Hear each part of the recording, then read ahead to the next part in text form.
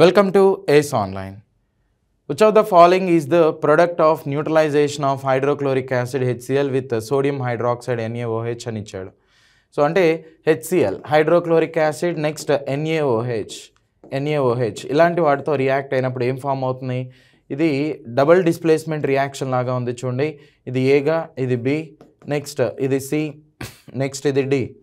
Okay, so ఇలా react అనేటువంటిది అయినప్పుడు ప్రొడక్ట్ అనేటువంటిది ఏం ఫామ్ అవుతుందంటే ఏసీ ప్లస్ బీడీ అనేది ఫామ్ అవ్వచ్చు, లేదు అంటే ఏడీ ప్లస్ బీసీ అయినా ఫామ్ అనేటువంటిది అవ్వచ్చు, బీసీ కానీ లేదంటే సిబి కానీ ఇలా ఫామ్ అనేటువంటిది అవ్వచ్చు.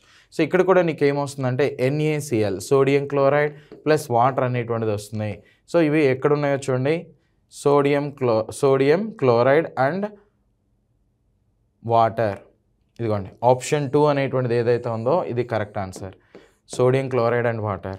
ఇంతకీ రాక్ సాల్ట్ అంటే ఏంటి, టేబుల్ సాల్ట్ అంటే ఏంటి తెలిస్తే కింద కామెంట్ చేయండి.